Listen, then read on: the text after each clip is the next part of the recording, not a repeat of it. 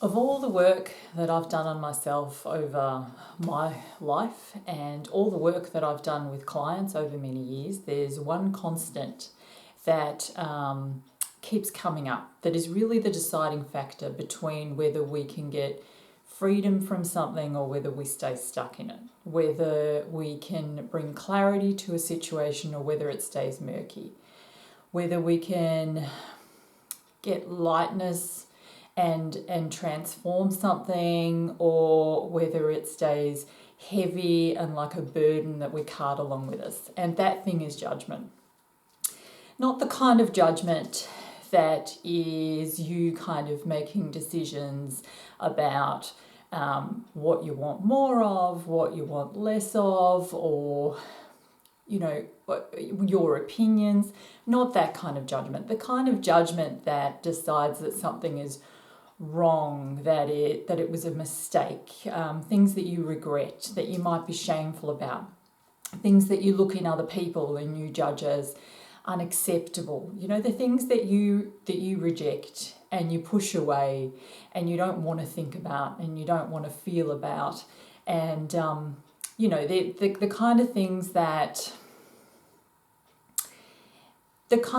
that you think are bad and wrong in your life and in life. And the thing is, when we judge something like that, it actually continues to have a lot more power over us than what we think. And the reason why judgment is such a powerful thing is because where there is judgment like that heavy, harsh kind of judgment, there is an acceptance. Where there is that heavy, harsh kind of judgment, there isn't forgiveness. They can't exist in the same space. So where you don't have acceptance and forgiveness, be that of yourself, of somebody else, of the world in general, you are carting that thing along with you, and you can push it down really deep, deep down. So deep down that you can't access it very easily, or so deep down that if you talk about it, you say, oh, I don't care anymore. It's such a long time, I don't care anymore. But until you can actually have the lightness about it, until you can have the acceptance about it, the forgiveness for it, the understanding of it, it is there, and it is being carted around, often physically as symptoms. It's certainly being carted around emotionally, but it's also being carted around energetically.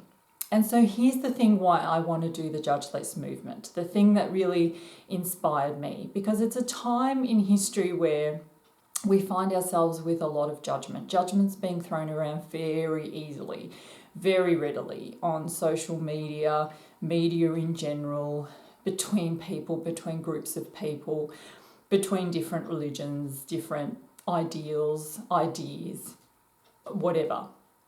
And we are each responsible for what we throw into the collective pot of energy. So we are all connected. As much as ego, which is of course where judgment would be coming from. So if we can remember that ego is something that comes along while we're in this physical experience, let's start to embrace it like a teaching tool. Let's start to kind of invite it in and recognize that it's just showing us where we're at. And the important thing throughout this JudgeLess movement and from here on out that I'm hoping, the one key thing that you will continue to do if you do no other, is that you will stop judging yourself when you find yourself judging.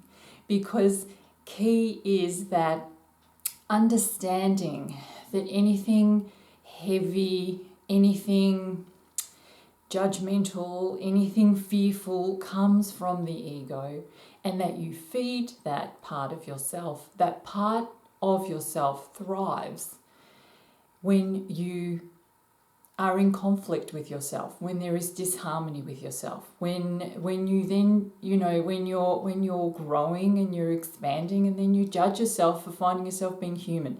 You are here on the planet to be human. You are going to be human until you leave the planet, no matter how wonderfully you're doing, no matter how great you're feeling one day, no matter how wonderfully things are flowing and you're in the flow and you've read 58,000 spiritual books and you're listening to this video and you've got great spiritual friends and you're talking about the law of attraction and blah, blah, blah, blah. You are human and you will have human experiences, and the whole purpose of that is for you to gain awareness, because the opposite of judging is awareness. When we're in judgment, we can't get awareness about ourselves, about others. We become hard rather than soften. So there is a collective energetic pot that exists between us all, but that we are all helping to create. So just imagine that there is energy swirling around between us, through us, around us, just in this whole planet that we exist on. Think of it like a pot, and everybody's adding their bit to the pot.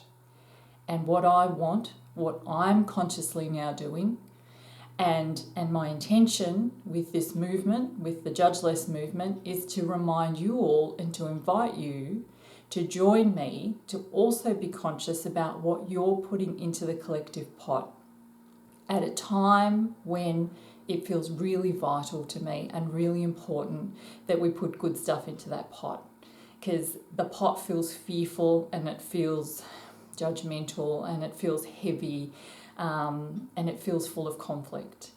And it always starts with us. The power is within us. The power is in our own lives. So let's start with us, which is why week 1, which starts on the 1st of May, is Judge Yourself Less. We're going to start with us that week to become mindful about judging ourselves less, because of course we can't give something we don't have. We can't just start with being better, that's a judgment. We can't just start with being kinder, softer, gentler, more understanding, more forgiving, more aware beings to others when we are not that to ourselves. We cannot give something we do not have to give. So I will reiterate this as we go along. There'll be a video at the start of each week that, if you would like emailed to you and you haven't already, let me know, please do. Give me your email address and I will email you the videos. And then I'll be writing regularly throughout the week on Facebook. So join me there. Let's unite in this. Let's support each other in this.